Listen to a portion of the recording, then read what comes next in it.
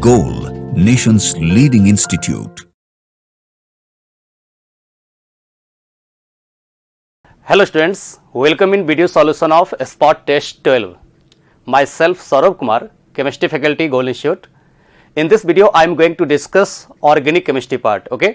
सबसे पहले organic chemistry का क्वेश्चन स्टार्ट हुआ है क्वेश्चन नंबर 3, जो कि लिया गया है रेजोनेंस से। डायरेक्ट एनसीईआरटी का एक क्वेश्चन है। आपसे पूछा जा रहा है इसमें कि following 3 contributing structure of CH2 double bond CH CHO यानी कि propenal are given, arrange them in increasing order of stability is correct.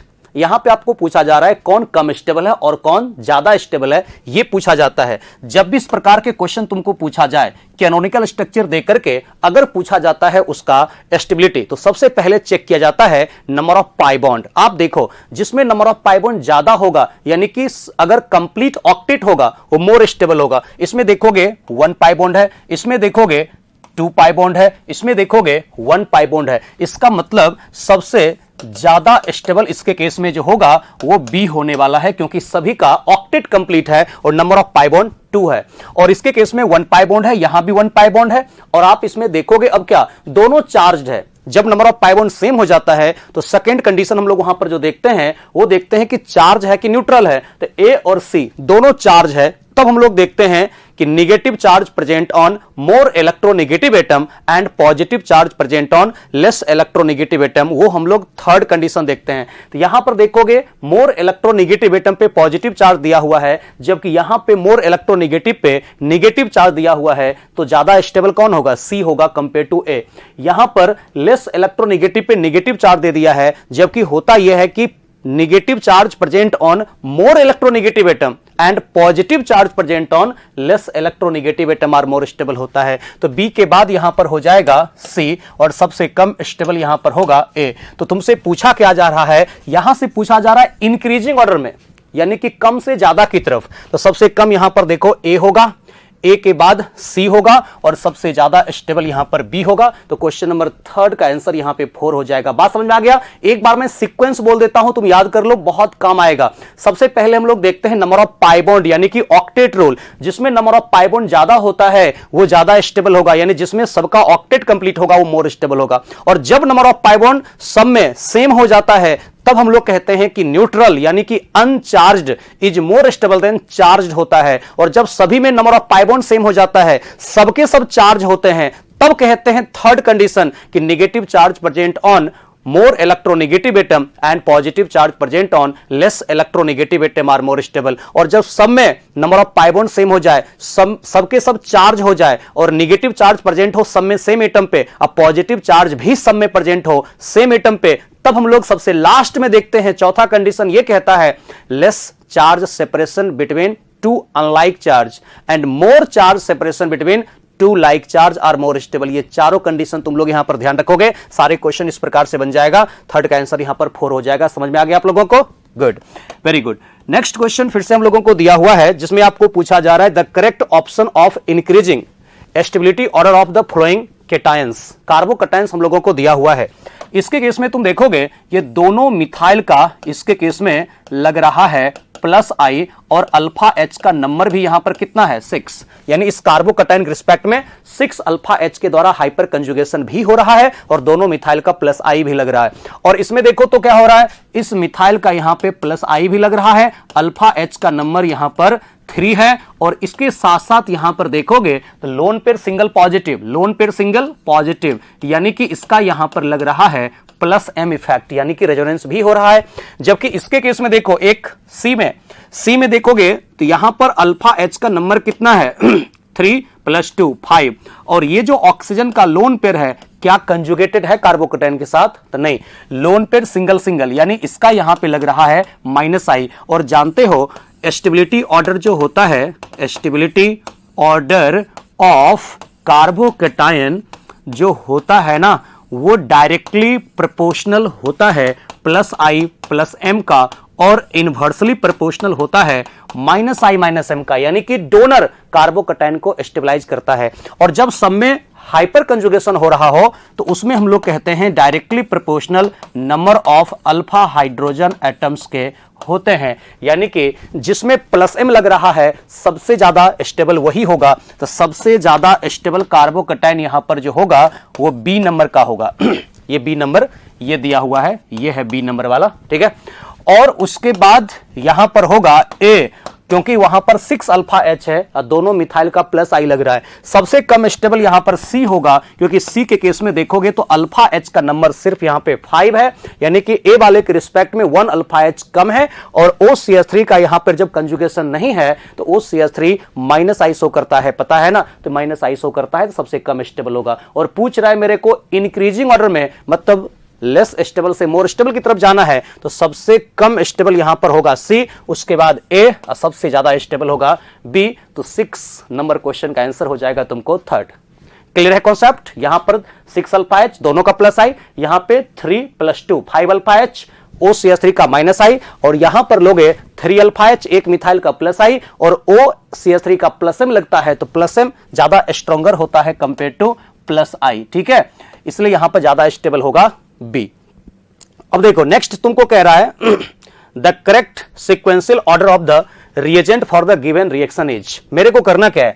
करना यह है कि यहां पे जो दिया हुआ है मेरे को ये पाराब्रोमोटोलिन, इस पाराब्रोमोटोलिन को कन्वर्ट कर देना है। ये तो ब्रोमीन ऐसे ही रहेगा, ब्रोमीन कुछ नहीं हो रहा है, लेकिन ये CH3 को हम कन्वर्ट कर रहे हैं CH2O, CH2CH3 मतलब ईथर में कन्वर्ट किया गया है।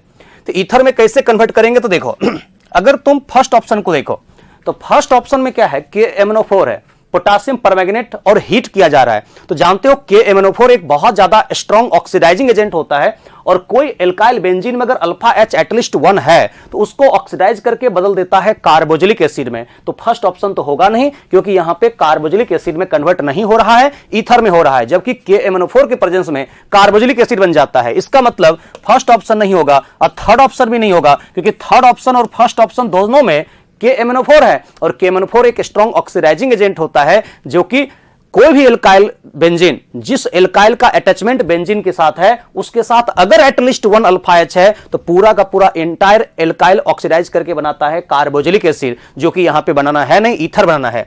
और डायरेक्ट मिथाइल का reaction magnesium in the presence of dry ether होता नहीं है। Magnesium in the presence of dry ether होता है एल्काइल हैलाइड का, और वहां बनता है ग्रिग्नार्ड रिएजेंट। तो यहां डायरेक्ट मिथाइल का रिएक्शन तो मैग्नीशियम के साथ होता नहीं, मतलब इसका आंसर यहां पे साफ साफ दिख रहा है सेकंड होगा। कैसे होगा मैं आपको बताता हूं, सुनो। NBS का फुल फॉर्म होता है N ब्रोमोसक्सिनामाइड, ठीक है। N ब्रोमोसक्सिनामाइड क्या करता है? तो यहां पर उतना मैकेनिज्म अभी आपको देखने का समय नहीं है। सिंपली देखो कि यहां पर होता है FRS, यानी कि फ्री रेडिकल सब्स्टिट्यूशन होता है। तो NBS कहां पे करता है ब्रोमिनेशन? तो जहां पे बेंजीन रिंग के साथ, यानी कि बेंजाइलिक या एलाइलिक हाइड्रोजन एटलीस्ट 1 होता है, यानी कि जहां कहीं कार्बन कार्बन डबल बॉन्ड के साथ, सुनोगे ध्यान से, जहां कहीं भी कार्बन कार्बन डबल बॉन्ड के साथ डायरेक्टली अटैच्ड sp3 कार्बन होगा, और उस sp3 कार्बन पे अगर एटलीस्ट 1 हाइड्रोजन एटम होगा, तो उसी तरह के कंडीशन में ब्रोमिनेशन करता है NBS ब्रोमिनेशन करता है कहां पे? जहां कार्बन कार्बन डबल बॉन्ड के साथ डायरेक्टली अटैच्ड sp3 कार्बन होगा, और उस sp3 कार्बन पे एटलीस्ट 1 हाइड्रोजन एटम होगा, यानी कि एलाइलिक या बेंजाइलिक ब्रोमिनेशन करता है। तो एलाइलिक या बेंजाइलिक ब्रोमिनेशन करता है, तो नीचे जो ब्रोमीन है उसका तो कुछ नहीं होगा, और यहां जो मिथाइल है उसके एक H को रिप्लेस करके CH2Br में कन्वर्ट कर देता है। तो NBS का काम होता है ब्रोमिनेशन करना एलाइलिक और बेंजाइलिक हाइड्रोजन का, ठीक है। उसके बाद यहां पर क्या है, जो बना उसका रिएक्शन फर्दर करा देना है CH3 CH2 CH3 CH2ONA। अरे विलियमसन्स ईथर सिंथेसिस, तो विलियमसन्स ईथर सिंथेसिस हो जाएगा। तो यहां पे तुम देखोगे O- Na+ है, तो यही तो डायरेक्ट तुम यहां से बाहर कर दो ना, यही एक तरफ से न्यूक्लियोफाइल अटैक करेगा, ये न्यूक्लियोफाइल का काम करेगा सोडियम इथॉक्साइड, और एक तरफ से Br- बाहर हो जाएगा। जैसे ऐसे तुम लोगों ने किया तो ये ब्रोमीन अपनी जगह पे रहेगा, और CH2 के साथ O का बॉन्ड बनेगा, तो O and CH2 and CH3 और Na+ और Br- बाहर हो जाएगा। ठीक है, इस तरीके से 9 नंबर का आंसर यहां पर सेकंड हो जाएगा। एनबीएस के साथ सिर्फ ध्यान रखना एलाइलिक और बेंजाइलिक ब्रोमिनेशन होता है, जहां कार्बन कार्बन डबल बॉन्ड चाहे ओपन चेन हो चाहे रिंग हो, उसके साथ जो डायरेक्टली अटैच्ड होगा मिथाइल या जो भी होगा एल्काइल, उसमें एटलीस्ट 1 हाइड्रोजन एटम होगा, वहीं पे होगा ब्रोमिनेशन एनबीएस के हेल्प से। ध्यान रखोगे। ओके, नेक्स्ट क्वेश्चन हम लोग देखते हैं, क्वेश्चन नंबर 12। क्वेश्चन नंबर 12 आपको कह रहा है ये एक एल्काइन दिया हुआ है, उसका डाइल्यूट सल्फ्यूरिक एसिड के साथ रिएक्शन है। जब भी इस प्रकार का रिएक्शन मेरे को दिया हुआ रहता है तो सबसे पहले हम लोग करते क्या है, सबसे पहले डाइल्यूट सल्फ्यूरिक एसिड है, डाइल्यूट का मतलब यहां पे वाटर प्रेजेंट है, और इसका करना है हाइड्रोलिसिस, क्योंकि डाइल्यूट सल्फ्यूरिक एसिड है ना, डाइल्यूट का मतलब यहां वाटर है और ये सल्फ्यूरिक एसिड वगैरह कैटलिस्ट का यहां पर काम करेगा, H2SO4 और HgSO4। तो जानते हो यहां पर हम लोग लगाते हैं मार्कोवनी-कॉप्स रूल। तो मार्कोवनी-कॉप्स रूल के मुताबिक हम लोग क्या करेंगे, निगेटिव पार्ट को वहां ऐड करेंगे जहां पे H का नंबर कम है। तो यहां बीच वाले कार्बन पे H है ही नहीं और इस रिएक्शन में रीअरेंजमेंट वगैरह नहीं करना है, और पॉजिटिव पार्ट वहां जाएगा जहां H का संख्या ज्यादा है। तो यहां एक H है, वहां जाएगा पॉजिटिव पार्ट, OH माइनस जाएगा बीच वाले कार्बन पे। तो ये जो दिया हुआ है CH3 का होल 3 C अपनी जगह पे रहेगा, और जहां H नहीं है या कम है वहां पे निगेटिव पार्ट जाएगा मार्कोनी-कॉप्स रूल के मुताबिक, और जहां H है वहां पे पॉजिटिव पार्ट H प्लस जाएगा, तो ये CH2 हो जाएगा। और जहां कहीं पे कार्बन कार्बन डबल बॉन्ड के साथ, कार्बन कार्बन डबल बॉन्ड के साथ अगर OH होता है उसको इनॉल कहते हैं। इसका मतलब अब जो होगा यहां पर वो हो जाएगा टॉटोमेरिज्म। अब इनॉल से कीटो कैसे कन्वर्ट करते हैं, तो जो O के साथ H है, O के साथ H है, वही 2 इलेक्ट्रॉन देता है, बनाता है C डबल बॉन्ड O, और ये इधर ट्रांसफर हो जाएगा तो बनाता है CH2 माइनस, और CH2 माइनस एक H प्लस को पिक करेगा, यानी कि CH3 का होल 3 C और C डबल बॉन्ड O के साथ यहां पे हुआ CH3, ये हो गया। और जैसे ये फॉर्मेशन किया तो अब तुम क्या करोगे मालूम है, फर्दर ये जो तुमको बना अभी बना सिर्फ X, ये X फॉर्मेशन कर दिया है। तो पहले डाइल्यूट सल्फ्यूरिक एसिड के प्रेजेंस में मतलब वाटर के साथ रिएक्शन होगा और फॉर्मेशन कर दिया यहां पे कीटो, क्योंकि इनॉल अनस्टेबल होता है। मार्कोनी-कॉप्स रूल के मुताबिक पहले इनॉल बनाया, इनॉल अनस्टेबल होगा तो टोमेरिज्म करके कीटो बना दिया। फर्दर यहां पर NaOI के साथ रिएक्शन है। तो जानते हो NaOI के साथ बहुत बार रिएक्शन आपको आ चुका है, यह है एक आइडोफॉर्म टेस्ट। या तो तेरे को यहां पर लिखा जाता है I2 plus NaOH, okay, I2 plus NaOH, या फिर हम लोगों को लिख सकता है NaOI, चाहे लिख सकता है OI माइनस। ये सब का मतलब होता है आइडोफॉर्म टेस्ट। ठीक है, और आइडोफॉर्म टेस्ट कौन सा एल्डिहाइड कीटोन देता है, जहां C डबल बॉन्ड O के साथ डायरेक्टली अटैच्ड कम से कम एक मिथाइल होगा। तो जहां पे C डबल बॉन्ड O के साथ डायरेक्टली अटैच्ड एटलीस्ट 1 मिथाइल होगा, वही आइडोफॉर्म टेस्ट देगा। तो यहां पर इस मिथाइल को बाहर कर दो तो मिथाइल बाहर होगा, सबसे पहले येलो कलर का यहां पे बनेगा सॉलिड, वो बन जाएगा CHI3, वो CHI3 पहले बना दिया।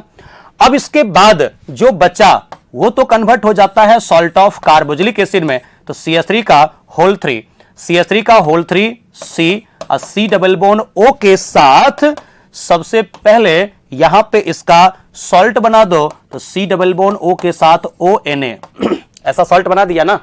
तो यही तो कह रहा है कि पहले इज ए सॉल्ट, तो कैसे सॉल्ट बनता है आइडोफॉर्म टेस्ट में, C डबल बॉन्ड O के साथ जो मिथाइल है वो तो पहले CHI3 आइडोफॉर्म बन के बाहर, और जो C डबल बॉन्ड O बचा वही बनाता है कार्बोक्सिलिक एसिड। और चूंकि यहां पे बेसिक मीडियम होता है इस रिएक्शन में, तो वो सॉल्ट का फॉर्मेशन कर देता है, तो ONA ऐड कर देना है C डबल बॉन्ड O के साथ।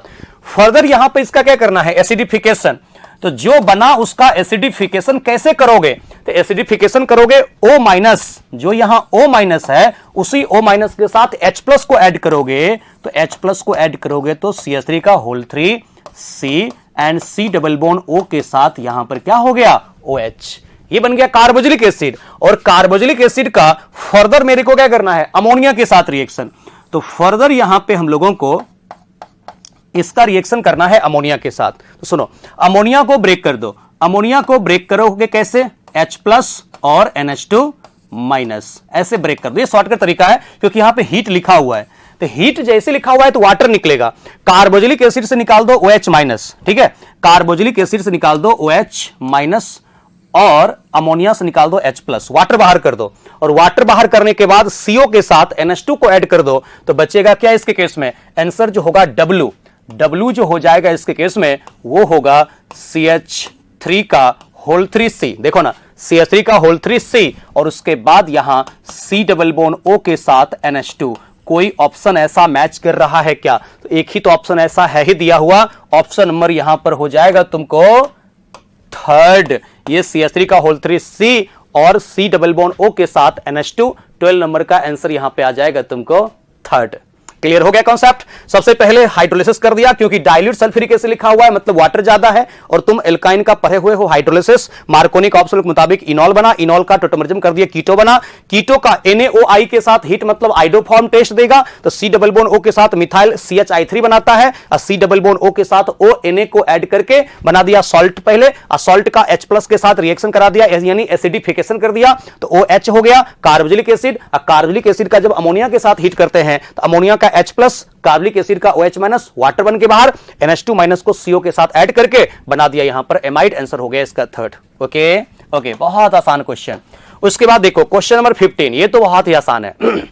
ये सोडियम बोरोहाइड्राइड एक वीक रिड्यूसिंग एजेंट होता है, जानते हो, और ये जो हम लोगों को यहां पर दिया हुआ है ये क्या है? ये है इसके केस में ईस्टर, और ये क्या है इसके केस में? कीटोन। तो तुम जानते हो कि सोडियम बोरोहाइड्राइड ईस्टर का रिडक्शन नहीं करता है, लेकिन कीटोन का रिडक्शन करता है, और जब कीटोन का रिडक्शन होता है तो बनता है सेकेंडरी अल्कोहल, यानी कि एक H कार्बन से ऐड होगा, एक H ऑक्सीजन से ऐड होगा, मतलब सेकेंडरी अल्कोहल का फॉर्मेशन कर देगा, और ईस्टर रिड्यूस नहीं होगा, तो OCO CH2 CH3 अपनी जगह पर रहेगा, यानी कि 15 नंबर का आंसर यहां पर तुमको 1 हो जाएगा, फर्स्ट हो जाएगा। क्योंकि याद रखना sodium borohydride weak reducing agent होता है जो ईस्टर का रिडक्शन नहीं करता है। ये OC double bond O carbon जो दिया हुआ है ये एक्चुअल में ईस्टर है यहां, और ये कीटोन है, तो कीटोन से बनता है सेकेंडरी अल्कोहल। एक H कार्बन से ऐड कर दिया, CH यहां पर हो गया, और एक H O से ऐड कर दिया, OH हो गया, सेकेंडरी अल्कोहल बन गया, ईस्टर अपनी जगह पे रह जाएगा। हां, अगर यहां पे होता लिथियम एल्युमिनियम हाइड्राइड, तो लिथियम एल्युमिनियम हाइड्राइड होता तो ईस्टर का भी रिडक्शन होता, और तब जाकर के यहां पे ईस्टर का भी रिडक्शन हो जाता, और फिर ये जो कीटोन है उसका भी रिडक्शन हो जाता। लेकिन सोडियम बोरोहाइड्राइड सिर्फ कीटोन का करता है रिडक्शन, इसलिए होगा आंसर इसका फर्स्ट। क्लियर है? उसके बाद देखो next 18 number, the compound will show positive Tollens test. Tollens test कौन देता है? तो टॉलेंट टेस्ट जानते हो कि एल्डिहाइड देता है। तो खोजते हैं यहां पे एल्डिहाइड कौन सा है। सबसे पहले यहां पर इसका मतलब क्या है मालूम है तेरे को? इसका मतलब हो गया CH3, और CH3 के साथ CH2, यहां पर 1 कार्बन 2 कार्बन 3 कार्बन, तो उसके बाद लास्ट में C डबल बॉन्ड O के साथ H। अरे यही तो है 1 2 3 कार्बन, ये लास्ट में C डबल बॉन्ड O के साथ H है। ये एल्डिहाइड है, मतलब टॉलेंट टेस्ट पॉजिटिव देगा।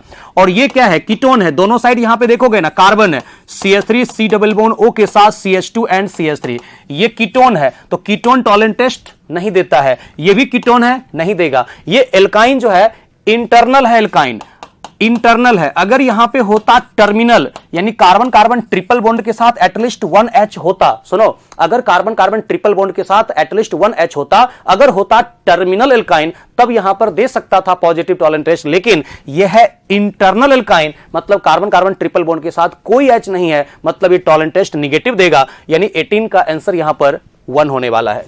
ठीक है, एल्डिहाइड देगा सिर्फ यहां पे टॉलेंट टेस्ट पॉजिटिव, 18 का first.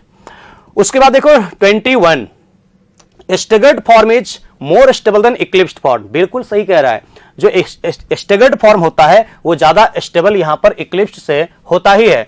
The conformation in which the bond pair of 2 central atoms are very far from other is called staggered form. बिल्कुल सही है, होता यह है जैसे तुम लोग यहां पर पढ़ते हो ना, ये जो हम लोगों को मान लो इथेन का ही पढ़ते हैं, तो इथेन का पढ़ते हैं जब 0 डिग्री पे यहां पे डाइहेड्रल एंगल दिया हुआ था 0 डिग्री पे, तो इसी को हम लोगों ने कहा था इक्लिप्स्ड फॉर्म। नहीं, इसी को हम लोगों ने कहा था इक्लिप्स्ड फॉर्म। और जब ये दोनों जो यहां पर दिया हुआ है HH, जिसका डाइहेड्रल एंगल 0 डिग्री है, इसी को हम लोग डिस्टेंस बढ़ा देते हैं। HH ऐसा कर दिया गया और HH ऐसा कर दिया गया, डाइहेड्रल एंगल को बढ़ाकर कर दिया गया 60। इसी को हम लोग यहां पर क्या कहते थे? इसको हम लोग कहते थे स्टैगर्ड। और जानते हो कि जब ये क्लोज होता है 0 डिग्री होता है, इक्लिप्स्ड कहते हैं, और वहां पर होता है टॉर्सनल स्ट्रेन। ठीक है, टॉर्सनल स्ट्रेन के कारण ये होता है कम स्टेबल, स्टैगर्ड फॉर्म होता है ज्यादा स्टेबल, क्योंकि ये दूर दूर होता है एटम या ग्रुप। तो ये करेक्ट कह रहा है कि एसर्शन में करेक्ट है कि staggered form is more stable than eclipsed form, correct है।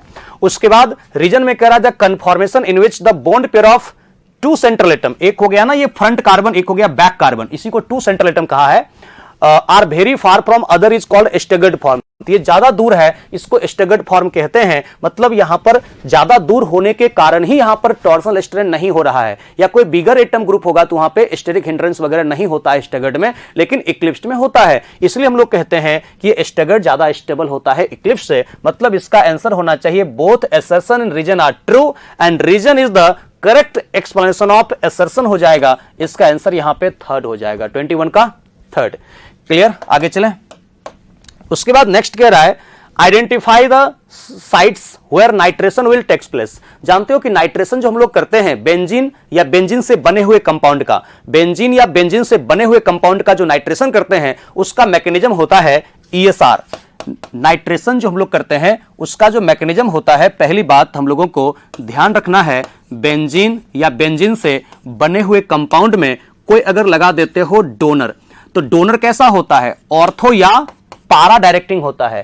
तो यहां पर जब तुम नाइट्रेशन करते हो in the presence of sulphuric acid तो मैकेनिज्म होता है ESR, और इलेक्ट्रोफाइल का जो काम करता है वो करता है NO2 प्लस।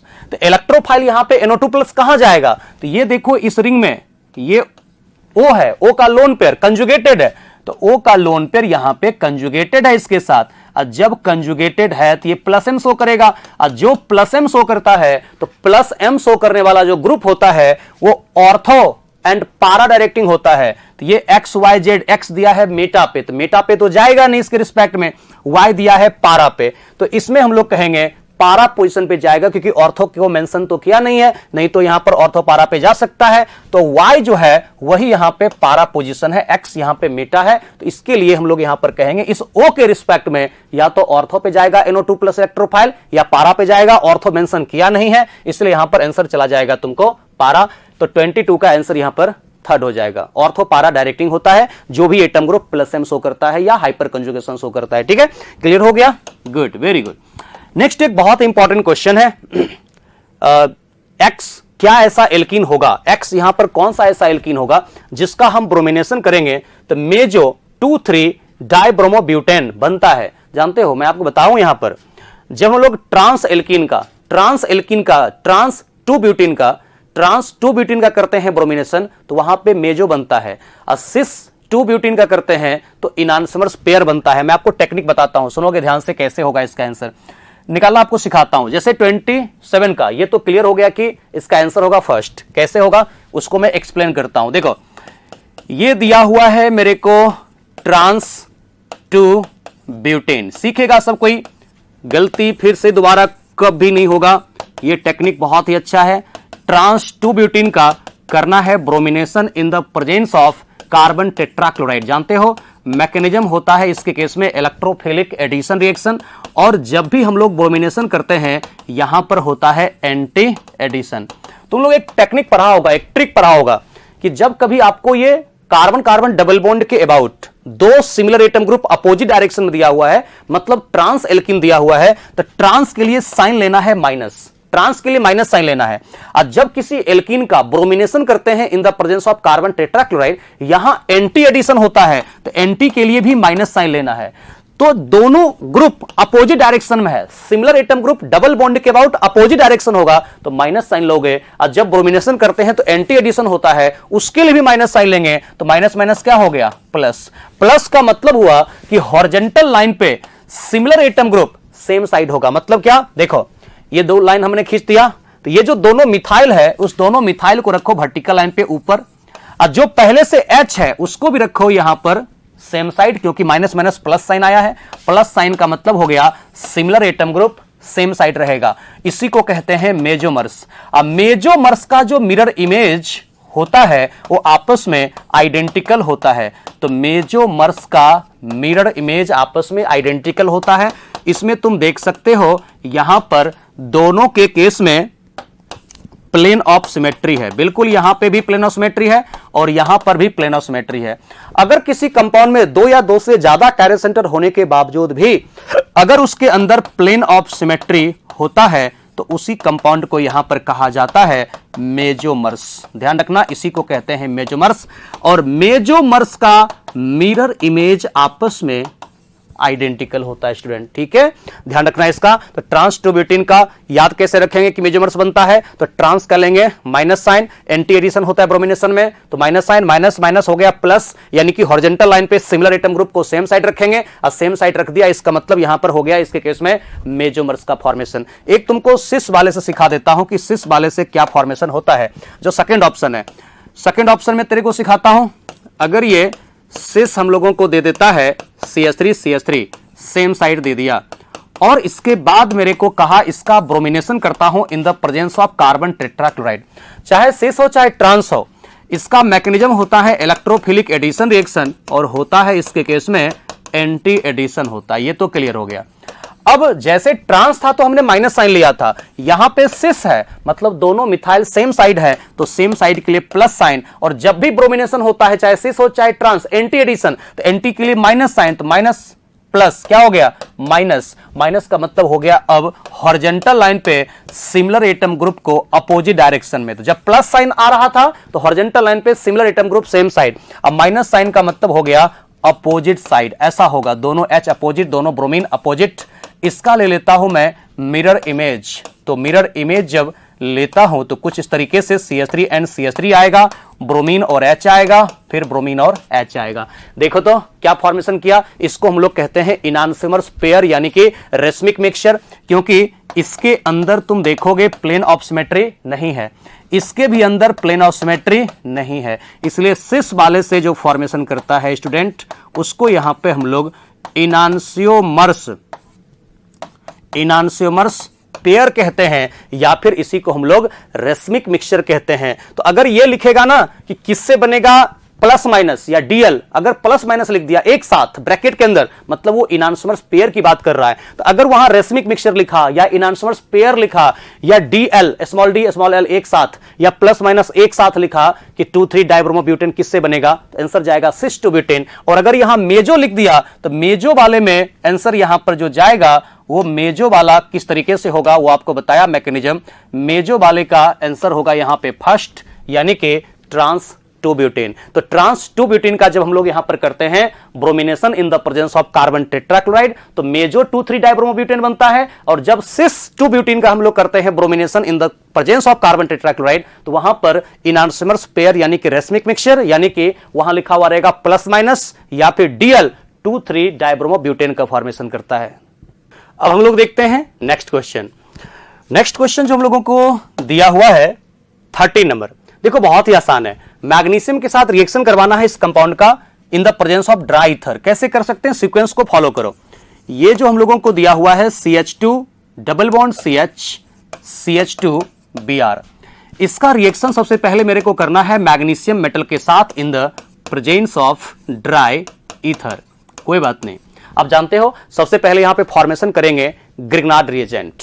तो कैसे बनेगा, जिस कार्बन के साथ ब्रोमीन है तो कार्बन और ब्रोमीन के बीच के बॉन्ड को ब्रेक करो और उसके बीच में मैग्नीशियम मेटल को ला दो, तो CH2 double bond CH CH2 MgBr, ऐसा कर दिया हम लोगों ने पहले। और इसको ब्रेक करके हम लोग यहां पे लिख देते हैं Mg प्लस CH2 माइनस, ये न्यूक्लियोफाइल का फॉर्मेशन कर देता हूं। और उसके बाद जानते हो कि ग्रेनाड एजेंट एक स्ट्रॉन्ग न्यूक्लियोफाइल का काम करता है, इसका रिएक्शन करवाना है मेरे को कार्बन डाइऑक्साइड के साथ। तुम लोग बहुत अच्छे तरीके से जानते हो ये एक न्यूक्लियोफाइल का काम करेगा, यहां पे होता है न्यूक्लियोफिलिक एडिशन रिएक्शन हो जाता है। अब जैसे तुमने न्यूक्लियोफिलिक एडिशन रिएक्शन करवाया तो कैसा दिखेगा, CH2 double bond CH CH2 के साथ C डबल बॉन्ड O के साथ O माइनस और MgBr प्लस, ऐसा हो जाएगा ना। अरे बाबा हमने जो नीचे था ना C डबल बॉन्ड O उसको ऊपर लिख दिया, टेंशन नहीं लेने का, और O माइनस जो ऊपर था ऐसे इसको लिख दिया O minus Mg plus Br। उसका करना है एसिडिफिकेशन, कोई बात नहीं। तो एसिडिफिकेशन यानी कि जो H प्लस है H3O प्लस का वो O माइनस के साथ जाएगा, तो O माइनस के साथ जाएगा तो CH2 double bond CH and CH2 के साथ यहां पे हो जाएगा C double bond O and यहां पे क्या रह जाएगा OH। ये बन गया कार्बोक्सिलिक एसिड। जानते हो एक कार्बन बढ़ जाना चाहिए यहां पर, तो ये 1 2 3 कार्बन का था ना, यहां पर एक कार्बन आया कार्बन डाइऑक्साइड से और बना कार्बोक्सिलिक एसिड, तो 1 2 3 4 कार्बन का बन गया यहां पे कार्बोक्सिलिक एसिड। अब इसका फर्दर रिएक्शन करवाना है थायोनिल क्लोराइड के साथ SOCl2 in the presence of base. तो कुछ नहीं करना है, आपको पता है PCl5 चाहे PCl3 चाहे SOCl2 के साथ रिएक्शन करवाते हैं कार्बोक्सिलिक एसिड का, तो क्या होता है, कार्बोक्सिलिक एसिड के OH को रिप्लेस करता है। तो OH को रिप्लेस करेगा क्लोरीन, और OH को जब रिप्लेस करेगा क्लोरीन तो यहां पे फॉर्मेशन करेगा CH2 double bond CH and CH2 के साथ C double bond O and Cl। और साथ में आपको पता है SO2 और HCl बाहर होता है, उसको लिखने की जरूरत नहीं है। जहां कहीं PCl3 PCl5 या SOCl2 रहे, कार्बोक्सिलिक एसिड के OH को रिप्लेस कर देता है क्लोरीन। और फर्दर, अरे वाह, फिर से एक बार आ गया अमोनिया के साथ रिएक्शन। तो फर्दर यहां पर मैं क्या करता हूं, इसका रिएक्शन करवा देता हूं अमोनिया के साथ, और हीट भी है। तो अमोनिया के साथ जब तुम रिएक्शन करवाओगे तो अमोनिया को ब्रेक कर दो, अमोनिया को ब्रेक कर दो H+ और NH2- में, और जैसे तुमने H+ NH2- में ब्रेक किया तो यहां पर तुम ऐसा लिखो, इसके केस में ये HCl को बाहर कर दो, और HCl को बाहर करने के बाद जो NH2- बचा है उसी NH2- को C डबल बॉन्ड O के साथ ऐड करोगे, यानी कि ओवरऑल यहां पे जो P आएगा CH2 double bond CH, CH2 के साथ कार्बोक्सिलिक एसिड आया था कार्बन डाइऑक्साइड से, और फिर क्लोरीन वहां पे आया SOCl2 से, और फिर अमोनिया के साथ रिएक्शन होगा तो यहां पे NH2 ऐड हो जाएगा और बाहर हो जाएगा HCl। देखो तो ऐसा कोई ऑप्शन है क्या, CH2 double bond CH, CH2 C double bond O के साथ NH2, अरे वाह, यानी कि फर्स्ट ऑप्शन ही यहां पर हम लोगों को मिल चुका है करेक्ट आंसर। और कोई मैच कर रहा है? बिल्कुल नहीं, और कोई मैच यहां पे कर ही नहीं रहा है, यानी कि 30 नंबर का आंसर यहां पर फर्स्ट हो जाएगा। क्लियर हो गया? एक बार देख लो अच्छे से और नोट करो खूब अच्छे तरीके से। अब नेक्स्ट क्वेश्चन की तरफ चलता हूं, 33। अब कौन ऐसा एल्कीन है जिसका हॉट KMnO4, देख रहे हो लिखा हुआ है हीट, तो अगर हीट करते हो KMnO4 के प्रेजेंस में तो जानते हो कि होता है oxidative cleavage of alkene. Oxidative cleavage होता है एल्कीन का हॉट KMnO4 के प्रेजेंस में, और अगर कार्बन कार्बन डबल बॉन्ड के अबाउट 1H होता है, सुनो ध्यान से, अगर कार्बन कार्बन डबल बॉन्ड के अबाउट 1H होता है तो कार्बोक्सिलिक एसिड बनता है। अगर कार्बन कार्बन डबल बॉन्ड के अबाउट 2H होता है तो CO2 प्लस वाटर बनता है, और अगर कार्बन कार्बन डबल बॉन्ड के अबाउट एक भी H नहीं होता है तो वहां पे कीटोन बनता है। उसी कॉन्सेप्ट के आधार पे क्वेश्चन बनने वाला है। तो सुनो, यहां पर इसका क्लीवेज करोगे KMnO4 के प्रेजेंस में, पहली बात तो ध्यान रखना, हॉट KMnO4 के प्रेजेंस में जहां कार्बन कार्बन डबल बॉन्ड है उसका क्लीवेज होगा। क्लीवेज होगा तो यहां पर देखो इस कार्बन के अबाउट कोई भी H नहीं है, लेकिन यहां एक H है, मतलब ये पार्ट बन जाएगा कीटोन, और ये वाला पार्ट जब यहां पर कीटोन बनेगा तो क्या बनेगा, CH3 CH2, अरे बाबा यहां पर CH3 CH2, और ये बना देगा C डबल बॉन्ड O के साथ CH3। देखो ना, ये तो बना रहा है ना, ये जो दिया हुआ है CH3 CH2 C double bond O CH3, यही तो बनाया है।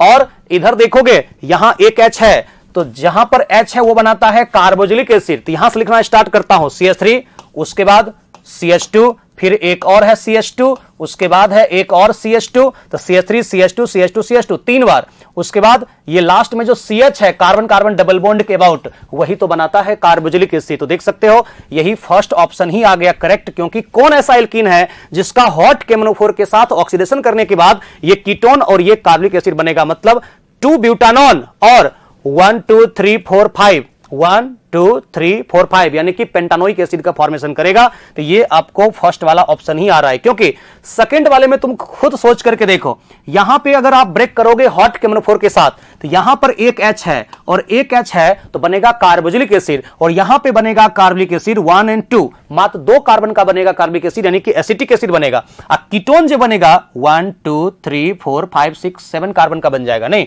1 2 3 4 5 6 7 कार्बन का कीटोन बन जाएगा, जबकि यहां पे कीटोन है 1 2 3 4 कार्बन का, और कार्बोक्सिलिक एसिड है 1 2 3 4 5 कार्बन का। दिमाग लगा देंगे, यहां बनेगा कार्बोक्सिलिक एसिड 1 2 3 4 5 कार्बन का, कीटोन बनेगा 1 2 3 4 कार्बन का, बन गया।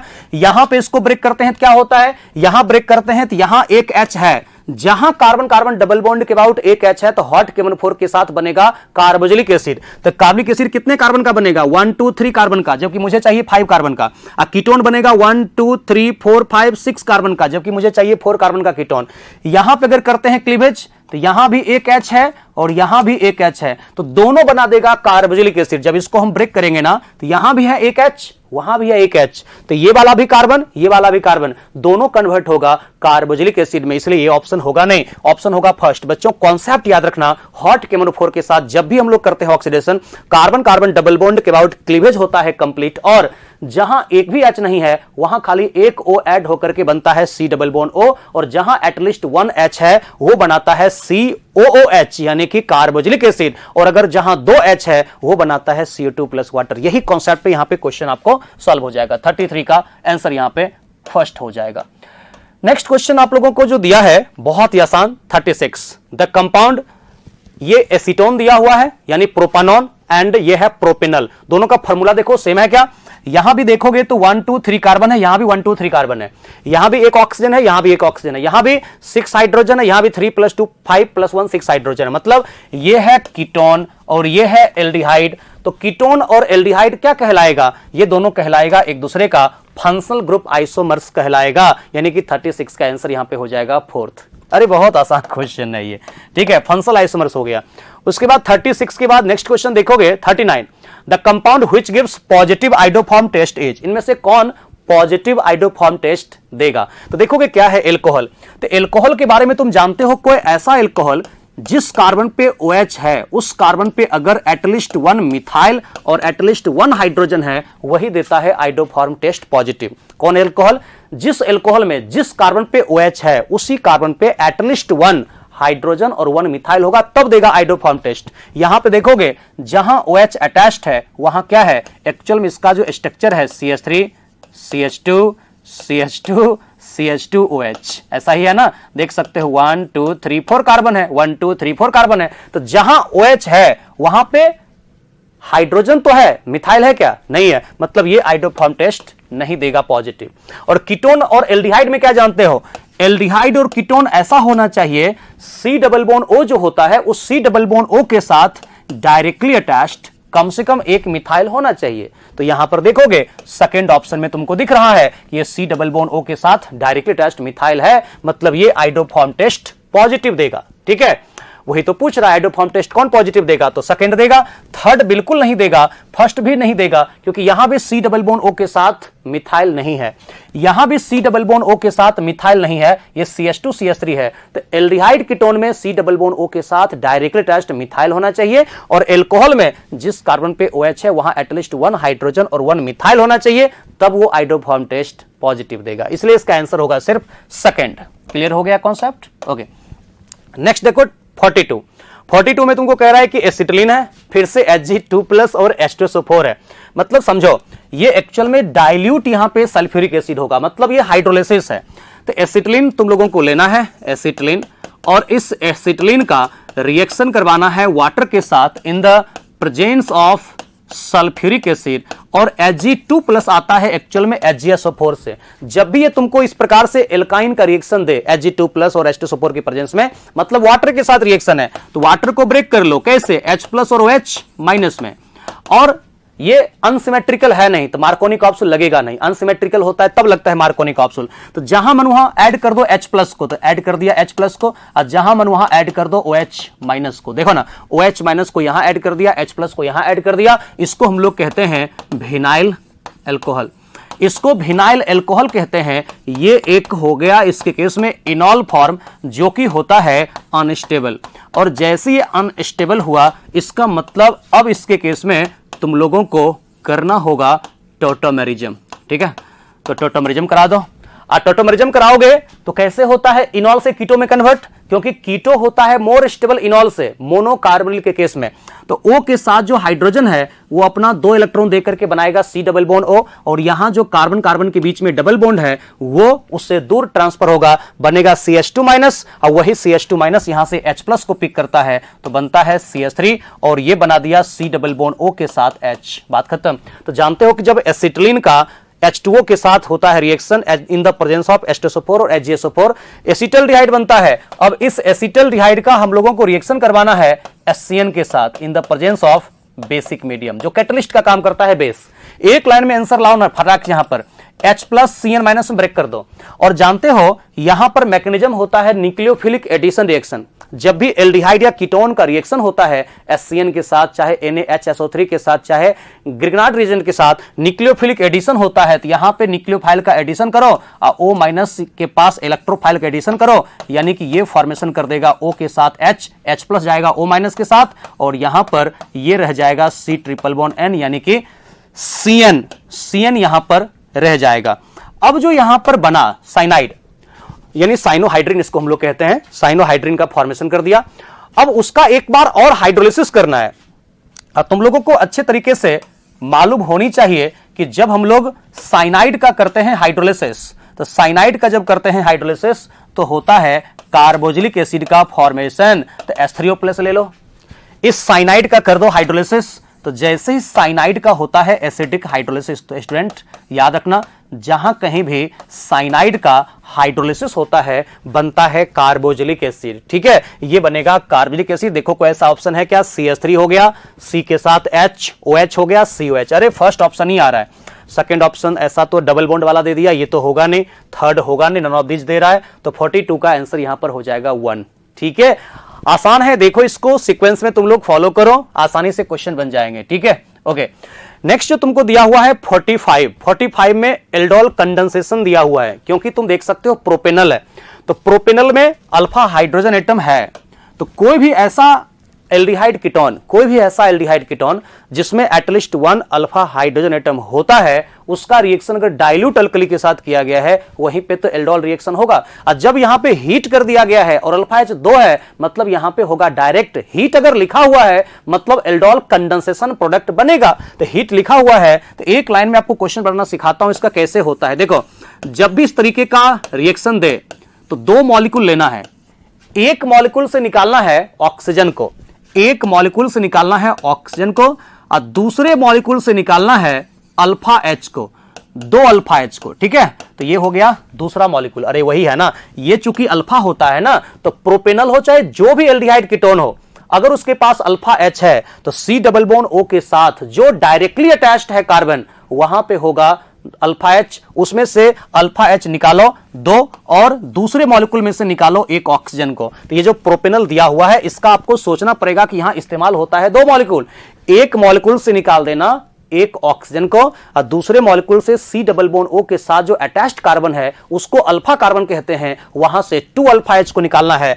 और यहां दोनों को आपस में ऐड कर देना है डाइल्यूट अल्कली के प्रेजेंस में हीट करने के बाद। इसलिए तुमको आंसर जो आएगा CH3 CH2 और फिर यहां पे CH होगा, डबल बॉन्ड के साथ यहां पर C होगा और फिर CH3 होगा, C डबल बॉन्ड O के साथ H होगा और बाहर हो गया इस केस में वाटर। एक लाइन में इसका आंसर आ जाएगा। देखो ऐसा मैच कर रहा है क्या? अरे फर्स्ट ऑप्शन ही मैच कर रहा है, CH3 CH2 CH double bond C के साथ CH3 CHO, और कोई मैच तो कर नहीं रहा है क्योंकि यहां पर हीट हम लोगों को लिखा हुआ है, तो हीट लिखा हुआ है तो अब हम लोगों को alpha beta unsaturated carbonyl compound यानी कि एल्डोल कंडेंसेशन प्रोडक्ट बनाना पड़ेगा। तो सेकंड भी नहीं होगा करेक्ट, थर्ड भी नहीं होगा, फोर्थ भी नहीं होगा, इसका आंसर होगा फर्स्ट, क्योंकि हीट लिखा हुआ है तो वाटर निकालने के बाद जो बनता है फाइनल प्रोडक्ट वो आंसर हो जाएगा। ओके, ये हो गया 45 का 1। अब आते हैं लास्ट क्वेश्चन, एक हम लोगों का है 48 में आप लोगों को कह रहा है the incorrect matching pair is. देखो इनकरेक्ट पेयर पूछ रहा है, तो फर्स्ट यहां पे करेक्ट है क्योंकि ये एलिफैटिक एमीन है। एलिफैटिक एमीन का जब रिएक्शन करवाते हैं HNO2 के साथ एट 0 to 5 डिग्री सेल्सियस, तो ये तो बनता है, पहले तुम जानते हो RN2+Cl-, ये बनता है, और इसका फर्दर हो जाता है हाइड्रोलिसिस यानी कि बनाता है एल्कोहल, और एल्कोहल के साथ N2 गैस निकलता है। याद रखना सिर्फ अकेला N2 गैस नहीं निकलता है, यहां पर एल्कोहल बनता है एलिफैटिक एमीन से। जब नाइट्रस एसिड के साथ रिएक्शन या NaNO2+HCl के साथ रिएक्शन करवाते हैं तो एल्कोहल के साथ N2 गैस निकलता है, ये करेक्ट है। उसके बाद प्राइमरी एमीन का क्लोरोफॉर्म के साथ reaction in the presence of alkaline medium, तो ये आइसोसाइनाइड का फॉर्मेशन करता है जो कि कार्बाइल एमीन टेस्ट के नाम से जाना जाता है, आइसोसाइनाइड टेस्ट के नाम से जाना जाता है, तो ये तो बिल्कुल करेक्ट है। और थर्ड में है सेकेंडरी एमीन, तो ये जो सेकेंडरी एमीन हम लोगों को दिया हुआ है उसका रिएक्शन दिया हुआ है हिंसबर्ग रिएजेंट के साथ। तो स्टूडेंट तुम लोग जानते हो ये जो दिया हुआ है R2N के साथ H, और हिंसबर्ग रिएजेंट तुम लोगों को दिया हुआ है बेंजीन सल्फोनाइल क्लोराइड, यही है ना। देखो ना, ये हो गया 2 डिग्री एमीन जहां पे नाइट्रोजन के साथ 2 कार्बन अटैच्ड है, हाइड्रोजन एक ही है, यहां से डायरेक्ट तुम निकाल दो HCl, और HCl निकालने के बाद जो बचा उसको तुम लिख सकते हो ओपन करके R2N, और यही R2N के साथ जाकर के ऐड हो गया यहां पे अब सल्फर और S डबल बॉन्ड O, और फिर यहां पर हुआ इसके साथ में रिंग और बाहर कर दिया HCl। देखो तो क्या इसमें कोई एसिडिक हाइड्रोजन एटम है क्या? सेकेंडरी एमीन में एक ही H था, वो H तो निकल गया इसके केस में, जैसे निकल गया तो अब इसमें कोई H है नहीं, तो due to absence of acidic hydrogen atom ये जो बनता है प्रोडक्ट सल्फोनामाइड, वो सल्फोनामाइड इनसॉल्युबल इन अल्कली होता है। ये सॉल्युबल नहीं होता है अल्कली में due to absence of acidic hydrogen atom. तो सेकेंडरी एमीन के बारे में जो कह रहा है कि सॉल्युबल सॉलिड पीपीटी, वो गलत कह रहा है, इनकरेक्ट है, यही आंसर हो जाएगा। NaHSO3 के साथ बाइसल्फाइड एडिशन कंपाउंड बनता है, तुम लोग जानते हो, जो भी यहां पर दिया होता है उसमें बाइसल्फाइड एडिशन कंपाउंड बिल्कुल हम बना सकते हैं। तो प्राइमरी एमीन अगर होता, सुनो, यहां पे R2 की जगह पे अगर सिर्फ एक R होता, यहां पे सिर्फ एक R होता, RNH2 होता, तो प्राइमरी एमीन का रिएक्शन करवाते हैं हिंसबर्ग रिएजेंट के साथ, तब जो बनता है वो सॉल्युबल होता है अल्कली में। लेकिन जो सेकेंडरी एमीन है वो तो सॉल्युबल नहीं होता है, लेकिन टर्सरी एमीन रिएक्शन ही नहीं करता है। तो अब जानते हो कि ये जो तुम लोगों को दिया हुआ है C डबल बॉन्ड O, और इसका रिएक्शन तुम करवाते हो NaHSO3 के साथ, तो यहां पर रिएक्शन बिल्कुल इसका होता है, थोड़ा रिवर्सिबल होता है, थोड़ा क्या, बहुत ही हाईली सेंसिटिव होता है स्टेरिक हिंड्रेंस के प्रति। अब इसके केस में तुम लोग पढ़ा होगा, यही बना देता है इसके केस में OH, ये OH बना देता है, और OSO2Na बाइसल्फाइड एडिशन कंपाउंड का फॉर्मेशन कर देता है। नहीं, तो ये यहां पर करेक्ट दिया हुआ है कि व्हाइट बाइसल्फाइड एडिशन कंपाउंड का फॉर्मेशन इसमें होता है, यानी कि तुमको करेक्ट, इसका मतलब ये जो इनकरेक्ट दिया हुआ है पेयर, वो इनकरेक्ट पेयर हम लोगों को दिया हुआ है, वो थर्ड दिया हुआ है। थर्ड में सॉल्युबल नहीं होगा, इनसॉल्युबल होगा। ठीक है, तो उम्मीद करता हूं आपको ये पूरा सॉल्यूशन समझ में आ गया होगा और आपका टेस्ट बहुत अच्छा जा रहा होगा। आप अच्छे तरीके से एक एक क्वेश्चन को समझ करके सॉल्व कर रहे होंगे। और जो क्वेश्चन अगर आपसे नहीं बनता है तो यहाँ सॉल्यूशन आप देखा कीजिए, और उसके बाद NCERT में जाकर के उसको पढ़ा कीजिए, रिवीजन किया कीजिए। अब जो समय आ गया है यहाँ से बहुत ज़्यादा एग्रेसिव होकर के हम लोगों को NCERT पे काम करना चाहिए, और जितना अभी तक टेस्ट आप लोगों को हुआ है उस टेस्ट के क्वेश्चन को मल्टीपल टाइम जितना हो सके उसको बार बार सॉल्व करिए, उसको बार बार रिवीजन में रखिए, उसको भूलिए मत। हाँ, कुछ बात अगर NCERT से बाहर का लगता है उसको आप इग्नोर कर सकते हैं, बाहर का नहीं पढ़ना है। Okay, thank you.